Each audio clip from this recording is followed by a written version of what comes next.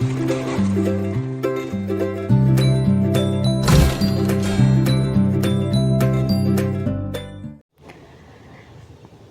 Friends, a very good evening to all of you. Welcome back to the channel online शिक्षण।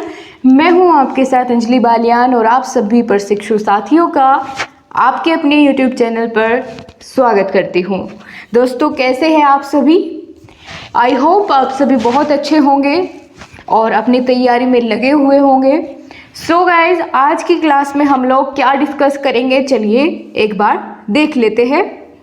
शैक्षिक प्रबंधन एवं प्रशासन की आपकी क्लास है, डीएलएड 4th सेमेस्टर, और आज आपकी ये 6th क्लास है। यानी इससे पहले जो 5 क्लास हो चुकी है, यदि आपने नहीं देखी है तो ज़रूर से देखिए। आई बटन में उनका आपको लिंक मिल जाएगा या फिर अलग से प्लेलिस्ट भी बना दी गई है, वहाँ से भी आप लोग देख सकते हैं। तो जब तक सभी लोग क्लास से जुड़े तब तक हम लोग जान लेते हैं कि आज की क्लास में हम लोग क्या पढ़ने वाले हैं। तो गाइज, आज का हमारा प्रकरण होगा विद्यालय प्रबंधन समिति। विद्यालय प्रबंधन समिति जिसके अंतर्गत कई सारी समितियां आती है, जैसे ग्राम शिक्षा समिति हो गया, ठीक है, स्कूल मैनेजमेंट कमेटी भी इनको हम बोलते हैं, विद्यालय प्रबंधन समिति को। और गाइज, आज की क्लास आपके लिए एक संजीवनी बूटी साबित होगी, क्योंकि आपके लिए बहुत ही लिमिटेड और जितनी बातें आपसे एग्ज़ाम में पूछी जाती है उसके अकॉर्डिंग आपके लिए नोट्स तैयार किए गए हैं बहुत ही इफ़ेक्टिव तरीके से। और यहाँ से बाहर आपका कोई क्वेश्चन नहीं जाने वाला है। प्रीवियस ईयर पेपर में क्या पूछा गया है उसको ध्यान में रखते हुए आपका नोट्स तैयार किया गया है। सो मज़े से क्लास देखिएगा, एक बड़ी सी मुस्कुराहट आपके चेहरे पर होनी चाहिए क्लास को लेते हुए। तो एक अच्छी शुरुआत करते हैं और बिल्कुल आपका कॉन्सेप्ट भी क्लियर होगा। चलिए दोस्तों, आ गए हैं सभी लोग। आप सभी को मेरा नमस्कार। जितने भी लोग अभी जुड़े हैं, good evening all of you, very good evening. चलिए, हमारा आज का टॉपिक है विद्यालय प्रबंधन संस्था, जिसको हम इंग्लिश में बोलते हैं एसएमसी। यानी दोस्तों, यहीं से आपका एक क्वेश्चन क्लियर हो जाता है कि भैया एसएमसी की फुल फॉर्म क्या होती है।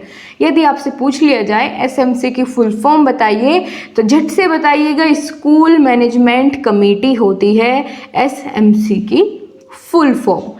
हमने दोस्तों इससे पहले जो आपकी 5th क्लास हुई उसमें हमने जाना था मानवीय संसाधनों के बारे में, कि एक विद्यालय के प्रबंधन में जितने भी मानव संसाधन होते हैं वो अपनी भूमिका कैसे निभाते हैं।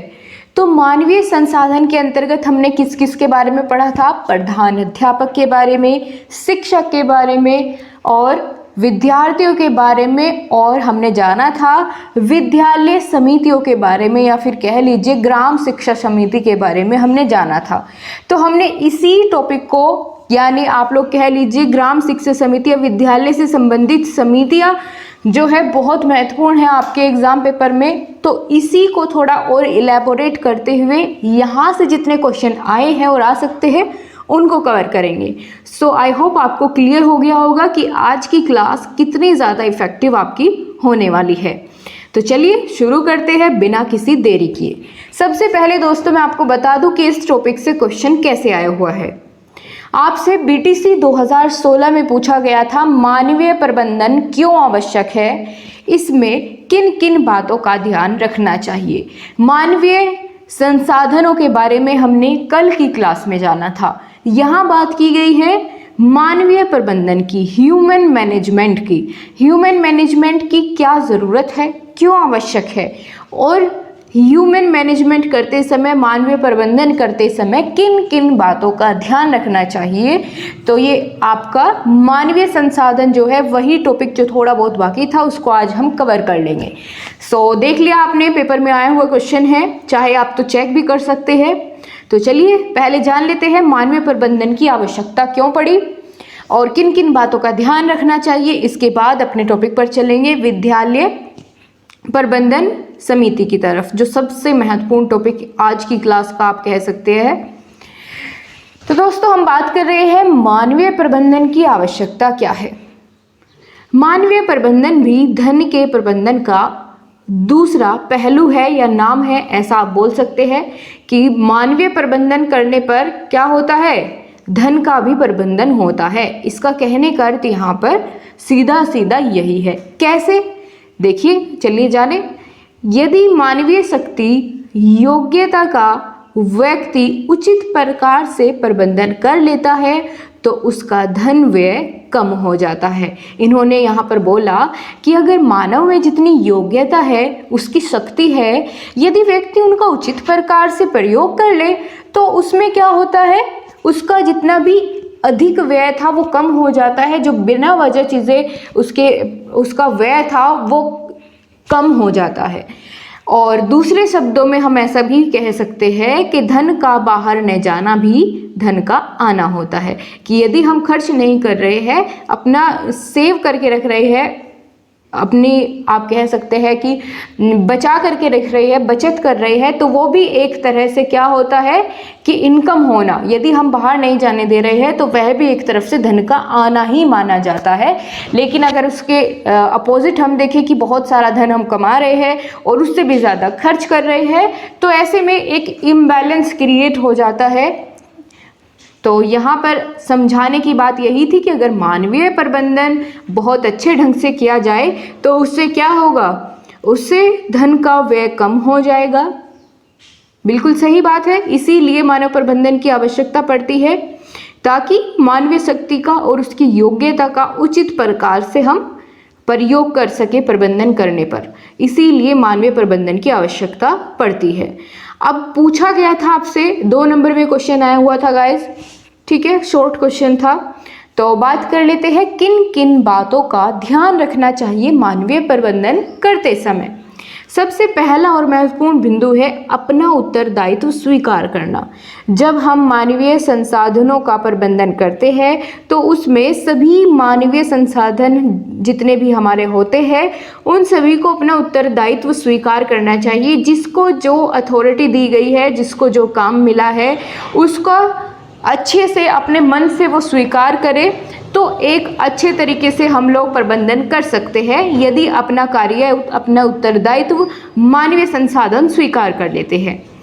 दूसरा बिंदु है मानवीय संसाधनों के प्रबंधन से पूर्व प्रत्येक सदस्य की योग्यता को चिन्हित करना चाहिए। यानी जब हम ह्यूमन रिसोर्सेज का मैनेजमेंट कर रहे हो उससे पहले ज़रूरत होती है कि हमें उनकी योग्यता जांचनी चाहिए कि क्या जो काम हम जिस संसाधन को या फिर कह लीजिए जिस स्टाफ को हम जो काम दे रहे हैं क्या वो उसके लायक है या उसके पास इतनी क्वालिफिकेशन है कि नहीं। अगर हम इन सभी बातों का ध्यान रखते हुए सभी को उनका उत्तरदायित्व सौंपेंगे, उनका प्रबंधन करेंगे तो एक बहुत ही अच्छा काम होगा और संस्था में समन्वय की भावना स्थापित रहेगी। सब अपने काम में अपना 100% दे पाएंगे। तो इसीलिए प्रबंधन करने से पहले प्रत्येक सदस्य की योग्यता को भी चिन्हित करना चाहिए, यही इसका मतलब था। अब यहाँ पर बात कर लेते हैं तीसरा बिंदु क्या होगा कि क्यों किन किन बातों का ध्यान रखें मानवीय संसाधन का प्रबंधन करते समय। वह है योग्यता आकलन करने के बाद उनका प्रबंधन करना चाहिए। यानी वही बात तो है जो यहाँ पर हमने जाना कि योग्यता को चिन्हित करें, चिन्हित करने के बाद ही उसका प्रबंधन करें। क्लियर, समझ आ रहा है सभी को? बहुत बढ़िया। इसमें लास्ट पॉइंट हमारा जो बचता है वह है कार्य का बंटवारा संतुलित रूप से किया जाना चाहिए। कार्य का बंटवारा एक बिल्कुल ही आप कह सकते हैं कि एक संतुलित रूप में हो, ना तो किसी को ज़्यादा कार्य दिया जाए और ना किसी को कम, जिससे कि एक कोऑर्डिनेशन की भावना सभी में बनी रहे। तो ये था हमारा मानवीय प्रबंधन के क्या आप कह सकते हैं आवश्यकता है और किन किन बातों का ध्यान रखा जाए जब हम मानवीय प्रबंधन कर रहे हो। तो इस तरीके से आपको एक क्वेश्चन पूछा गया था। आई होप आपको बहुत अच्छे से क्लियर हो गया होगा। अब आपके एग्जाम में इससे रिलेटेड थोड़ा बहुत भी अगर घुमा करके लैंग्वेज को चेंज करके पूछता है तो आप बिल्कुल आसानी से बता पाएंगे। और यदि ऐसा ना पूछ के एग्जामिनर पूछता है कि मानवीय संसाधन की आवश्यकता क्या है, सिर्फ इतना बताइए, तो आप बिल्कुल बता पाएंगे। कारण पूछ लेता है किन किन बातों का ध्यान रखिए, अगर ये पूछ लेता है तो आप वो भी बता पाएंगे। तो चलिए इसके साथ ही हम इसका आगे का बिंदु जानेंगे, अगला पॉइंट जानेंगे कि भैया एक छोटा सा टॉपिक इसमें और बचता है, मानवीय प्रबंधन के उद्देश्य बता दीजिए। आपने आवश्यकता बताई, आपने किन किन बातों का ध्यान रखना चाहिए वह बताया, लेकिन उद्देश्य भी आप लोग जान लीजिए। 4 बिंदु है, बहुत छोटे छोटे से और बहुत ही अच्छे से आपको समझ में आ जाएगा कि मानवीय प्रबंधन करने का उद्देश्य आखिर क्या होता है। पहला है प्रमुख उद्देश्य, जिसको हम मानते हैं शैक्षिक गुणवत्ता में वृद्धि करना। अब आप कहेंगे कि क्या केवल शैक्षिक गुणवत्ता में वृद्धि करना, तो यहाँ पर इसका जवाब होगा हाँ, क्योंकि हम यहाँ पर मानवीय प्रबंधन किसका कर रहे हैं, विद्यालय के मानवीय संसाधनों का। तो विद्यालय के मानवीय संसाधन शिक्षा की गुणवत्ता पर ही तो ध्यान देंगे, ठीक है। इसीलिए जितने भी विद्यालय के मानवीय संसाधन हैं उनका प्रबंधन करने का उद्देश्य यही होता है कि विद्यालय की शैक्षिक गुणवत्ता में वृद्धि कर सके। बिल्कुल सहमत है आप सभी इस बात से, क्योंकि यहाँ पर हम विद्यालय की बात कर रहे हैं, इसीलिए शैक्षिक गुणवत्ता की वृद्धि करना इनका प्रमुख उद्देश्य होता है। उसके बाद दूसरा पॉइंट है प्रतियोगिताएं आयोजित करना। मानवीय प्रबंधन करने का उद्देश्य प्रतियोगिताएं आयोजित करना भी होता है। जागरूकता रैली तथा नाटक आदि क्रियाकलापों का आयोजन करना, ये सभी मानवीय प्रबंधन के थ्रू ही पॉसिबल हो पाता है। यदि हम मानवीय प्रबंधन को बहुत अच्छे से करके रखते हैं तो सभी आप कह सकते हैं कि पूरे फील्ड में हम बहुत अच्छा कर सकते हैं। अपने छात्रों का, जितने भी हमारे विद्यालय में छात्र हैं, उनका सर्वांगीण विकास कर सकते हैं, उनकी शैक्षिक गुणवत्ता की वृद्धि कर सकते हैं, अपने स्कूल का विकास कर सकते हैं। तो ये बात थी मानवीय प्रबंधन के उद्देश्य आखिर क्या होते हैं। अब हम आ जाते हैं आज के अपने सबसे इम्पोर्टेंट टॉपिक पर, और टॉपिक का नाम जानने से पहले, क्योंकि मैं पहले आपको बता चुकी हूँ, ये जान लेते हैं कि ये पेपर में आया था तो कब आया था। दोस्तों इससे सीधा सीधा क्वेश्चन आपका बीटीसी 2018 में पूछा गया था, और जो बैक पेपर था उसमें भी ये क्वेश्चन रिपीट हुआ था 2018 में ही। तो आप यहाँ से समझ सकते हैं कि कितना महत्वपूर्ण ये क्वेश्चन होगा, और आपको इस टॉपिक में दोस्तों इतना मज़ा आएगा आगे आगे कि, क्योंकि ये देखने में लगता है कि इसमें बहुत सारी चीज़ें होगी, समझ नहीं आएगा, लेकिन इसको इतने अच्छे ढंग से मैंने आपके लिए आगे इसमें समझाया हुआ है, और मैं बताऊंगी आपको, उसको एक्सप्लेन करूंगी बहुत ही अच्छे तरीके से, तो आपको वो चीज़ें बहुत आसान लगेगी। तो चलिए शुरू करें फिर। यहाँ पर हम विद्यालय प्रबंधन समिति के बारे में जानने से पहले ये जान लेते हैं कि आखिर क्या ज़रूरत होती है विद्यालय प्रबंधन समिति की, ये क्या करती है, क्या ज़रूरत है इनकी, ठीक है। चलिए, विद्यालय प्रबंधन समिति ही विद्यालय के प्रबंध के प्रति उत्तरदायी होती है। विद्यालय प्रबंधन समिति ही क्या होती है, विद्यालय के प्रति उत्तरदायी होती है। प्रबंधन समिति के सहयोग से विद्यालय की व्यवस्था गुणवत्तापूर्ण बनी रहती है। तो कितनी अच्छी बात है, विद्यालय प्रबंधन समिति की जरूरत इसलिए पड़ती है ताकि विद्यालय की व्यवस्था गुणवत्तापूर्ण बनी रहे, और क्योंकि प्रबंधन मानवीय तथा भौतिक संसाधनों में समन्वय स्थापित करने की एक प्रक्रिया होती है, इसीलिए हम कह सकते हैं कि जो विद्यालय प्रबंधन समिति है वो भौतिक और मानवीय संसाधनों के बीच समन्वय स्थापित करती है और विद्यालय की व्यवस्था में गुणवत्ता लाती है, ठीक है। जब आपस में सभी चीज़ें कोऑर्डिनेशन के साथ होगी तो अपने आप ही वो फील्ड या वो संस्था एक बहुत ही गुणवत्तापूर्ण आप कह सकते हैं तरीके से फले फूलेगी। अब इसके बाद हम उदाहरण ले लेते हैं, आपके पेपर में इस तरीके से पूछा जा सकता है कि किन्हीं 3 विद्यालय प्रबंधन समिति के नाम बताइए। तो चलिए जान लेते हैं। सभी लोग दोस्तों एक बार लिंक को कॉपी करके अपने दोस्तों के साथ ग्रुप्स में शेयर कर दे। मुझे लगता है कुछ बच्चों के पास नोटिफिकेशन नहीं पहुंच पाया है, सो आप लोग उन तक पहुंचाए, ठीक है। सभी की हेल्प किया कीजिए। हम यहाँ पर हम देख रहे थे कि जो विद्यालय प्रबंधन समिति है उसके उदाहरण क्या है, कौन कौन उसके अंतर्गत आ सकता है विद्यालय प्रबंधन समिति के अंतर्गत। तो जैसे ग्राम शिक्षा समिति हो गया, शिक्षक अभिभावक समिति हो गया और मातृ शिक्षक समिति हो गया। अब इन सब में सबसे ज़्यादा महत्वपूर्ण है ग्राम शिक्षा समिति, ठीक है। तो ये 3 नाम आपको याद रखने हैं। अगर आपसे पूछ लिया जाए कि किन्हीं 3 विद्यालय प्रबंधन समितियों के नाम बता दीजिए, तो आप बता पाएंगे ग्राम शिक्षा समिति, शिक्षक अभिभावक समिति, मातृ शिक्षक समिति। दोस्तों क्लास के लास्ट में आपसे एक क्वेश्चन पूछा जाएगा और उस क्वेश्चन का आंसर आपको कमेंट बॉक्स में बताना होगा, इसलिए क्लास पर पूरा अपना फोकस बना करके रखिए। ठीक है, देखते हैं कौन उसका जवाब दे पाएगा। तो बहुत ही सिंपल सा और प्यारा सा क्वेश्चन होगा आपके लिए लास्ट में क्लास के, तो बने रहिए। यहाँ पर अभी हम एक बार रिकैप कर लेते हैं क्या क्या हमने सीख लिया है। हमने जाना आज क्लास में अपनी कि मानवीय संसाधनों की प्रबंधन की क्या आवश्यकता होती है, मानवीय प्रबंधन करते समय हमें किन किन बातों का ध्यान रखना चाहिए, और तीसरी बात हमने मानवीय प्रबंधन के उद्देश्य जान लिए हैं। उसके बाद हमने विद्यालय प्रबंधन समिति क्या होती है, क्यों ज़रूरत होती है, वो हमने जान लिया। अब हम विद्यालय प्रबंधन समिति के जो कीन पॉइंट्स है, बहुत ही छोटे बिंदु लेकिन बहुत महत्व रखने वाले, क्योंकि एमसीक्यू क्वेश्चन आपके यहाँ से बहुत बन जाते हैं। तो कैसे बनेंगे चलिए जाने। हम बात कर रहे हैं विद्यालय प्रबंधन समिति की। तो क्वेश्चन कैसे बनेगा, सबसे पहला क्वेश्चन मैं आपको बता दूं एमसीक्यू की फॉर्म में यहीं से बनेगा कि विद्यालय प्रबंधन समिति का अध्यक्ष कौन होता है, अभिभावक, शिक्षक, प्रधान अध्यापक या ग्राम प्रधान। तो आपको यहीं से पता चलेगा, एक एक बिंदु आपको क्लियर हो जाएगा आपके माइंड में।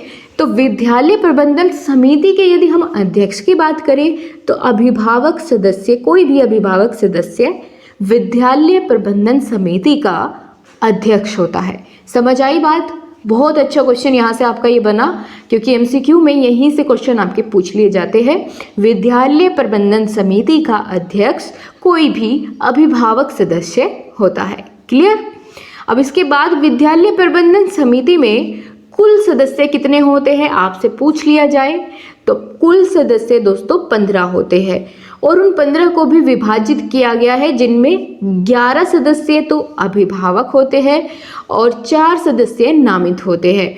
अब 11 सदस्य जो अभिभावक सदस्य है वो किसी के भी पेरेंट्स हो सकते हैं, चाहे वो किसान हो, डॉक्टर हो, ठीक है, और SC ST कैटेगरी से हो या OBC से हो, किसी भी कैटेगरी से हो, लेकिन 11 तो सदस्य अभिभावक होना ज़रूरी है इन 15 सदस्यों में, और 4 नामित सदस्य। नामित सदस्यों में कौन कौन आएंगे इसके बारे में भी चर्चा कर लेते हैं। तो विद्यालय के प्रधान अध्यापक होंगे इनमें। नामित सदस्य में पहला है विद्यालय प्रबंधन के प्रधान अध्यापक या पदेन सचिव। दूसरा होता है लेखपाल।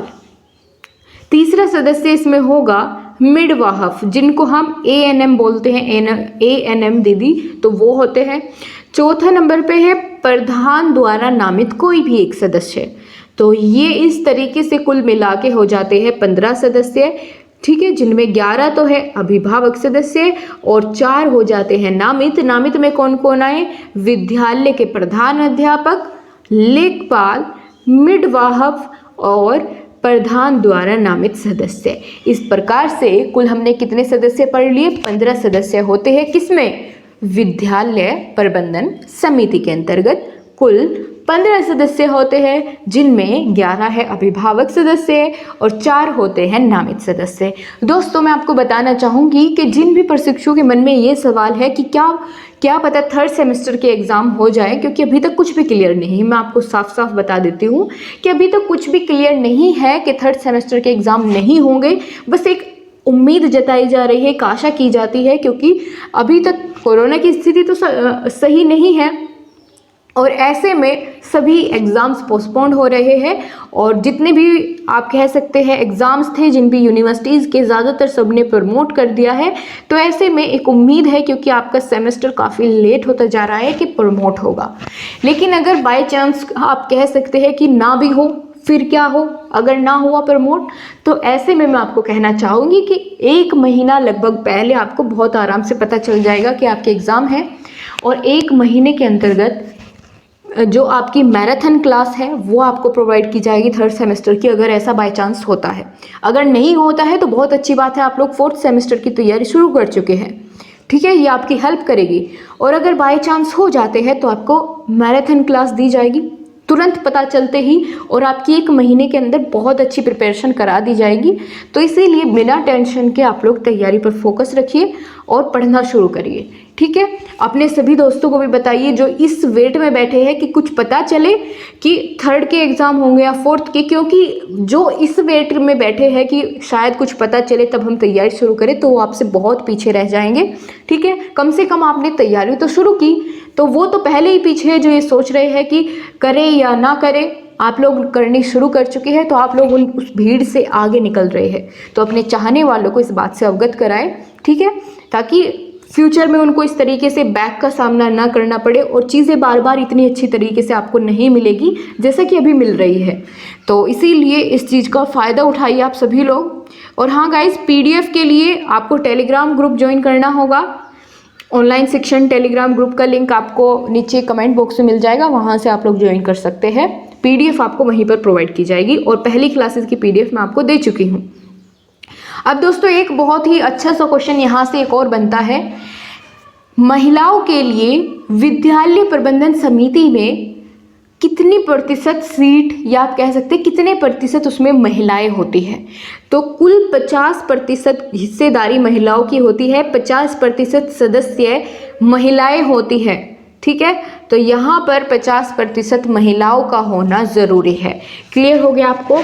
कार्यकाल कितना होता है विद्यालय प्रबंधन समिति का? तो कुल 2 वर्ष कार्यकाल होता है एक विद्यालय प्रबंधन समिति का। एक बार हम इसको दोबारा से देखते हैं क्योंकि बहुत ही महत्वपूर्ण ये आपका टॉपिक हो जाता है। विद्यालय प्रबंधन समिति का क्या कार्य होता है?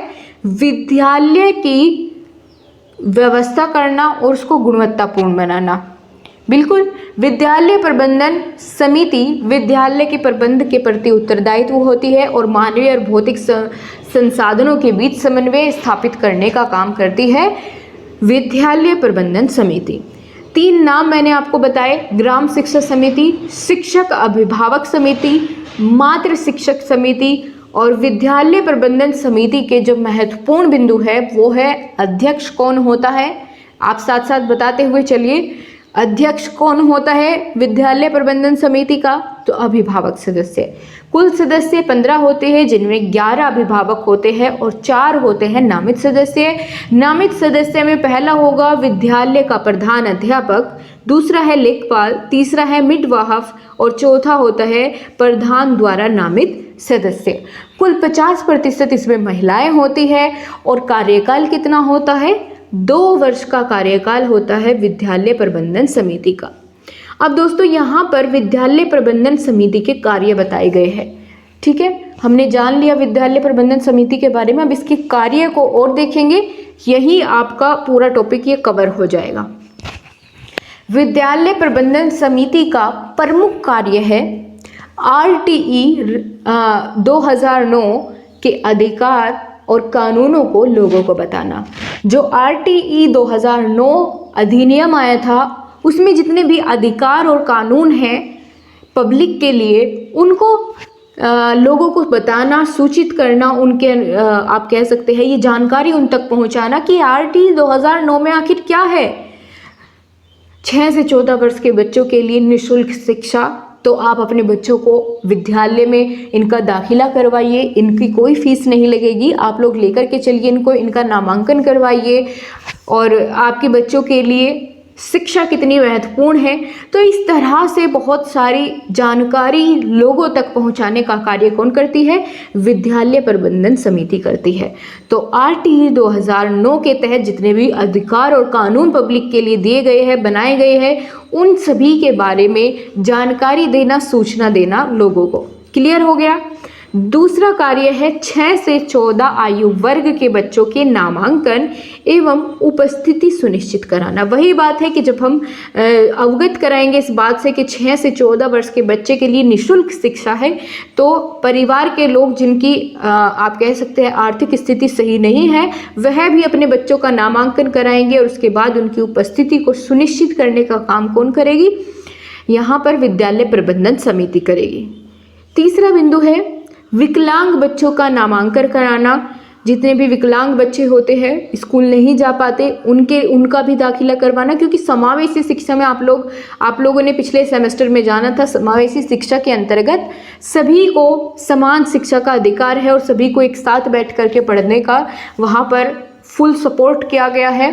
तो जितने भी विकलांग बच्चे हैं या पिछड़े बालक हैं शैक्षिक रूप से, उन सभी को दोबारा से विद्यालय तक पहुंचाना और उनकी उपस्थिति सुनिश्चित करना, उनका नामांकन करवाना भी विद्यालय प्रबंधन समिति का कार्य है। चौथा बिंदु है बहुत ही सरल और बहुत ही मायने रखता है अपने आप में। विद्यालय विकास की योजना बनाना भी किसका कार्य होता है? विद्यालय प्रबंधन समिति का कार्य होता है कि भैया विद्यालय का विकास कैसे कैसे किया जाए, कौन कौन सी नई चीज़ें, कौन कौन सी नई विधियाँ शिक्षकों को विधियों के द्वारा आप कह सकते हैं अवगत कराना कि आप पढ़ाते समय कौन सी विधि का प्रयोग करें, कौन से कौशल का प्रयोग करें। तो इन सभी की जानकारी देना और एक योजना बनाना विद्यालय के विकास के लिए, ये कार्य भी विद्यालय प्रबंधन समिति का होता है।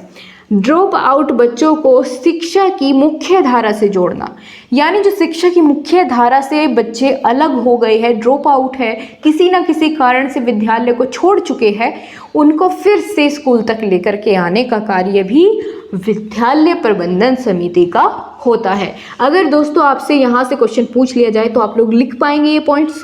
जल्दी से कमेंट बॉक्स में बताइए। आप लोग लिख सकते हैं अब इस तरीके से, आपको समझ आ गई है चीज़ें? तब तक हम लास्ट पॉइंट देखते हैं यहाँ पर छठा, विद्यालय में निर्माण संबंधी तथा यूनिफॉर्म वितरण का संपादन करना भी विद्यालय प्रबंधन समिति का एक प्रमुख कार्य होता है कि यूनिफॉर्म वितरण की जाए और विद्यालय के निर्माण से संबंधित योजना बनाई जाए, उसका सहयोग किया जाए। ये सभी कार्य एक विद्यालय प्रबंधन समिति के हो सकते हैं। और इसमें आपने जाना कि इसमें कुल 15 सदस्य होते हैं, जिनमें 11 सदस्य आप कह सकते हैं अभिभावक होते हैं और 4 सदस्य नामित होते हैं। क्लियर हो गया आप सभी को? यहाँ पर योजना बनाती है ये समिति एक विद्यालय के विकास के लिए, बच्चों को नामांकन सुनिश्चित कराने के लिए, उनकी उपस्थिति दर्ज कराने के लिए, और आप कह सकते हैं कि सभी समाज के लोगों को RTE 2009 की जितनी भी जानकारी होती है, उनके अधिकार है, उन सभी से अवगत कराने का काम भी विद्यालय प्रबंधन समिति का होता है, जिसमें 50% महिलाएं होती हैं। क्लियर हो गया आपको सभी? तो यहीं तक दोस्तों हम आपकी आज की क्लास को रखेंगे। आपको आज की क्लास कैसी लगी कमेंट बॉक्स में अपने फीडबैक ज़रूर दें। क्या कोई और आप चाहते हैं इससे और बेहतर कुछ हो सकता है, आपके माइंड में कोई भी ऐसा थॉट है या कोई भी ऐसा इफेक्टिव आइडिया है, तो आप लोग हमारे साथ कमेंट बॉक्स में ज़रूर शेयर किया कीजिए। आपके सभी थॉट्स का हमारे इस प्लेटफॉर्म पर हमेशा वेलकम रहेगा। So thank you so much guys. आपसे फिर मुलाकात होगी। यदि आप चैनल पर पहली बार विजिट कर रहे हैं तो आप लोग कर सकते हैं सब्सक्राइब, और पसंद आई है क्लास तो वीडियो को लाइक करना बिल्कुल ना भूलें। PDF के लिए आप लोग टेलीग्राम ग्रुप को ज्वाइन कर लीजिए। तब तक के लिए नमस्कार दोस्तों, आपसे फिर मुलाकात होगी। तब तक के लिए बाय बाय, टेक केयर, जय हिंद, अपना ध्यान रखिए और खुश रहिए।